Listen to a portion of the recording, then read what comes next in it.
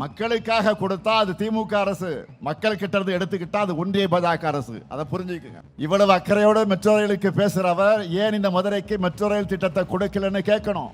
Kovai metro எங்கன்னு கேட்கணும். ஏன் தமிழ்நாட்டுக்கு எந்த சிறப்பு திட்டங்களையும் கொடுக்கலன்னு கேட்கணும். கீழடி அறிக்கையை ஏன் வெளியிட மாட்டீங்க அப்படின்னு கேட்கணும். ஏன் சின்னமும் வரலன்னு கேட்கணும். நீட் தேர்வுல இருந்து ஏன் விளக்கு தர மறுக்கிறீங்கன்னு கேட்கணும். மும்மொழி கொள்கையை ஏத்துக்கணும்னு கல்வியில் சிறந்த தமிழ்நாட்டை வஞ்சிக்க எங்களுக்கான கல்வி நிதியை முடக்கிறது நியாயமானு கேட்கணும். மாண்புமிகு பிரதமர் அவர்களே, இன்னும் நிறைய இருக்கு. அதையெல்லாம் மக்கள் கேட்க காத்திருக்காங்க. எதிர்க்கட்சி தலைவர் பழனிசாமி அவர்கள் தமிழ்நாட்டோட உரிமைகளுக்காக குரல் கொடுத்திருக்கணும். ஆனா கோரிக்கையாக கூட இதையெல்லாம் கேட்க துணிச்சல் இல்லாத துரோகியா அவர் மாறிட்டார். ஆனா நாம் பழனிசாமி மாதிரி பயந்தாங்குழி இல்லை. ஆட்சிகள்ல பதவிகள்ல உயிரே போனாலும் எதை பற்றி நாங்கள் கவலைப்பட மாட்டோம். என்ன வழக்கு போடு, நாங்கள் பார்க்காத மிசாவா, நாங்கள் பார்க்காத தடாவா? இன்னைக்கு இந்திய அளவில் இருக்கக்கூடிய எதிர்கட்சிகள்லயே திமுக மேலதான் பாஜக அரசு அதிகமான ரைடுகள் நடத்துறாங்க. நம்ம அமைச்சர்களுக்குத்தான் அதிக அளவில் அழுத்தம் கொடுக்கறாங்க. ஆட்சிக்கு நெருக்கடி ஏற்படுத்தலாம்னு பாக்குறாங்க. எமர்ஜென்சியை பார்த்த இயக்க திமுக. அதனால உங்களுடைய இந்த சிபிஐ, இடி, ஐடி என எந்த சித்து விளையாட்டுக்கு நாங்க அஞ்ச மாட்டோம். அதுக்கு வேற ஆளை பாருங்க. தமிழ்நாடு அணியா, டெல்லி அணியா? தமிழ்நாடு ஜெயிக்கணும்னா திராவிட முன்னேற்ற கழகம் ஜெயிக்கணும். மதச்சார்பற்ற நம்முடைய முற்போக்கு கூட்டணி ஜெயிக்கணும்.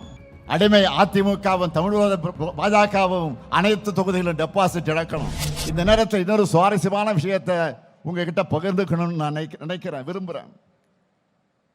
அண்மையில் நம்ம அட்வான்ஸா வழங்கின 5000 ரூபாய் உரிமை தொகையை பல ஊடகங்களும் நம்மோட சர்ஜிக்கல் ஸ்ட்ரைக்குன்னு சொன்னாங்க. அந்த அளவுக்கு எதிரிகள் கணிக்க முடியாதபடி நம்மோட மூவ் இருந்துச்சு. அதே சமயம் அன்றைக்கு இன்னொரு விஷயமும் செய்திகளில் இடம் பிடிச்சது. காலையில் நம்ம ஸ்வீட் சர்ப்ரைஸ் கொடுத்ததுல மக்கள் மகிழ்ச்சியாக இருந்தாலும் அடுத்து அவங்க உடனே போனது வங்கிகள் இருந்து பணத்தை எடுக்கத்தான்.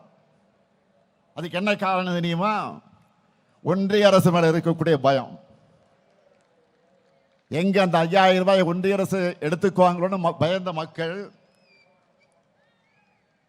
அந்த தொகையை உடனடியா வித்ட்ரா பண்ண போயிட்டாங்க. இதுதான் மக்கள் நம்ம மேல வச்சிருக்கக்கூடிய நம்பிக்கைக்கும் ஒன்றிய அரசு மேல வச்சிருக்கக்கூடிய நம்பிக்கைக்கும் வித்தியாசம். மக்களுக்காக கொடுத்தா அது திமுக அரசு, மக்கள் கிட்ட இருந்து எடுத்துக்கிட்டா அது ஒன்றிய பாஜக அரசு. அதை புரிஞ்சுக்குங்க. மக்கள் கிட்ட இதைத்தான் நீங்க எடுத்து சொல்லணும். அண்மையில் மாண்புமிகு பிரதமர் மோடி அவர்கள் பேசின பழைய வீடியோ ஒன்று மறுபடியும் வைரல் ஆச்சு, பார்த்திருப்பீங்க. அதில் என்ன சொல்லியிருந்தார்? இலவச பேருந்து பயண திட்டத்தால மெட்ரோ ரயில்களில் பயணிகளோட எண்ணிக்கை குறைகிறதா சொல்லியிருக்கிறார். தமிழ்நாட்டில் நம்ம திராவிட மாடல் ஆட்சி அமைஞ்ச நாளில் இருந்து பெண்கள் விடியல் பயணம் திட்டத்தில் இலவசமாக பயணிக்கிறாங்க. இது வரைக்கும் 900 கோடி பயணங்கள் மேற்கொண்டிருக்காங்க. இதனால ஒவ்வொரு குடும்பமும் சுமார் மாதம் 800 ரூபாய் சேமிக்கிறாங்க. இதெல்லாம் ஏன் சார் உங்களுக்கு வலிக்குது? மார்ச் 1ஆம் நாள் இதே மதுரைக்கு பிரதமர் வரப்போகிறார். அவர்கிட்ட மதுரை மக்கள் என்ன கேட்கணும்னா, இவ்வளவு அக்கறையோடு மெட்ரோ ரயிலுக்கு பேசுறவர் ஏன் இந்த மதுரைக்கு மெட்ரோ ரயில் திட்டத்தை கொடுக்கலன்னு கேட்கணும். கேட்பீங்களா?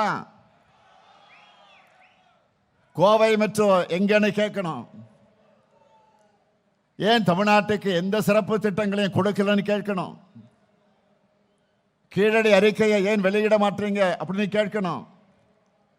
ஏன் சின்னமும் வரலன்னு கேட்கணும். நீட் தேர்வுல இருந்து ஏன் விளக்கு தர மறுக்கிறீங்கன்னு கேட்கணும். மும்மொழி கொள்கையை ஏத்துக்கணும்னு கல்வியில் சிறந்த தமிழ்நாட்டை வஞ்சிக்க எங்களுக்கான கல்வி நிதியை முடக்கிறது நியாயமானு கேட்கணும். மாண்புமிகு பிரதமர் அவர்களே, இன்னும் நிறைய இருக்கு. அதையெல்லாம் மக்கள் கேட்க காத்திருக்காங்க. நியாயமா? எதிர்க்கட்சி தலைவர் பழனிசாமி அவர்கள் தமிழ்நாட்டோட உரிமைகளுக்காக குரல் கொடுத்திருக்கணும். ஆனா கோரிக்கையாக கூட இதையெல்லாம் கேட்க துணிச்சல் இல்லாத துரோகியா அவர் மாறிட்டார். ஆனா நாம் பழனிசாமி மாதிரி பயந்தாங்குழி இல்லை.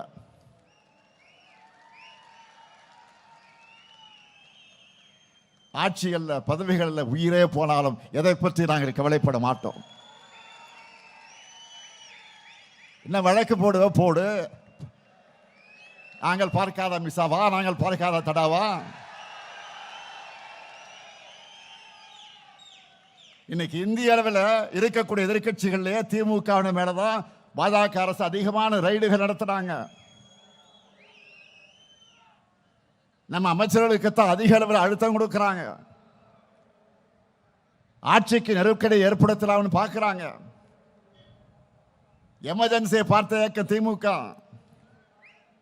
அதனால உங்களுடைய இந்த சிபிஐ, இடி, ஐடி என எந்த சித்து விளையாட்டுக்கு நாங்கள் அஞ்ச மாட்டோம். அதுக்கு வேற ஆளை பாருங்க.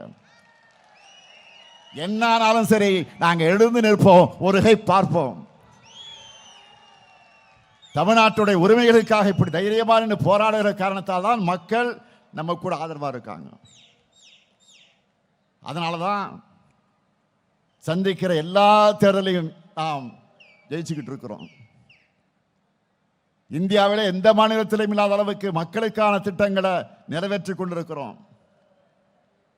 அதைத்தான் உங்களுக்கு புத்தகமாகவே போட்டு கொடுத்திருக்கிறோம். ஒவ்வொரு திட்டமும் ஒவ்வொரு குடும்பத்தையும், ஒவ்வொரு திட்டம் ஏதாவது ஒரு திட்டமாவது ஒவ்வொரு குடும்பத்தில் போய் சேர்ந்திருக்கு. 2 நாட்களுக்கு முன்பு நிதியமைச்சர் தங்கம் தென்னரசு அவர்கள் 2 நாள் நேற்றைக்கு தான் சட்டமன்றத்தில் நிதி நிலைமை பதிலுரையில் நம்ம திட்டங்களை பற்றி எல்லாம் ஒரு அரை மணி நேரம் சட்டமன்றத்தில் மிக அழகாக பேசினார், ஆணித்தரமாக பேசினார். நம்ம திராவிட மாடல் ஆட்சியில் நிறைய புதுமையான திட்டங்கள், முன்னோடி திட்டங்கள் மூலமா மக்கள் எப்படி பயனடைஞ்சிருக்கிறாங்க, அதை மற்ற மாநிலங்களும் எப்படி இப்போ ஃபாலோ பண்ண தொடங்கி இருக்கிறாங்க, இது போன்றவற்றையெல்லாம் மிக விளக்கமாக விளக்கினார். சில திட்டங்களை கேட்டு எனக்கு ஆச்சரியமா இருந்துச்சு. இப்படி நாம நிறைவேற்றி கொண்டு வரக்கூடிய திட்டங்களுடைய அவுட்புட் தான் இன்னைக்கு என்ன நிலை? 11.19% இரட்டை இலக்கு வளர்ச்சி. இந்தியாவில் வேற யாரும் எட்ட முடியாத வளர்ச்சி.